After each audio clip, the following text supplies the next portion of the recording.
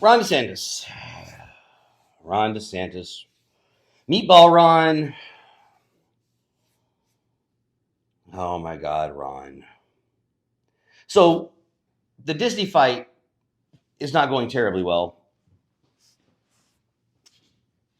So now he's got a new target.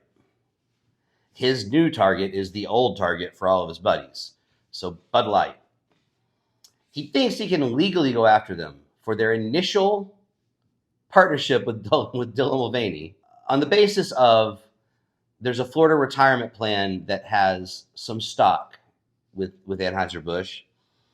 And because Anheuser-Busch took a small stock plunge, and we're going to talk about that small plunge, they're down 12%, Anheuser-Busch is, since the Dylan Mulvaney controversy. Now, that 12% is definitely a lot of money. It is. However, when you want to talk about 12%, just keep in mind that takes their stock down to the same place it was in February. So it went up, and then it's back down.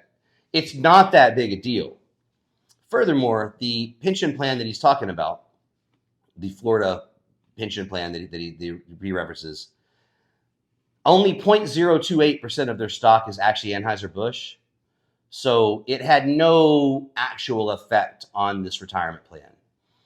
And so his like so many of these cases, it's actually baseless. He doesn't actually have standing to be complaining. He keeps trying to insert these little woke battles anywhere he can because he doesn't win. He doesn't win on substance. He doesn't win on policy. And he doesn't win with Trump, even just on popularity. He's got nothing that he wins on unless he's the anti-woke warrior. And he's got to get lucky, and America actually has to want an anti-woke warrior. I don't think they do. You see, in Republican states, perhaps you could win a primary vote being that woke warrior, anti-woke warrior. Perhaps. But you're not going to win a general election. 65% of Americans want transgender people left alone.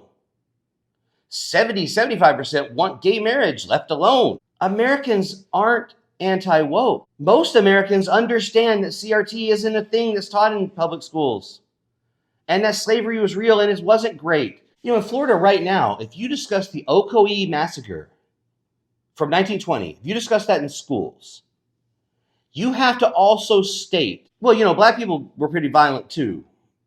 I guess to mean that some of them had it coming.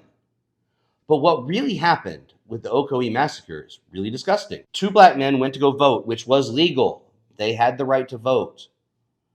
They were turned away at the polls by a couple poll workers, you know, because that's the oldest trick in the book is conservatives want to stop people from voting. Lower vote totals always tend to help conservatives because there's nothing stopping an old white man from voting.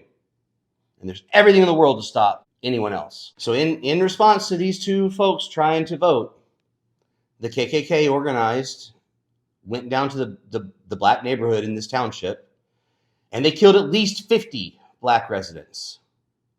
You know, because there ain't going to be no black people voting in our state, in our town, in our election. That's what Ron DeSantis has done for Florida schools.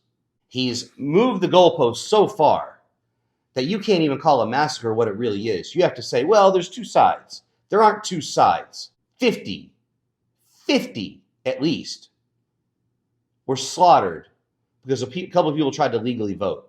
That's a story that he thinks there needs to be 2 sides told. There doesn't. There just doesn't. Some bigots killed a bunch of black people because they wanted to vote. That's the story. That is the story.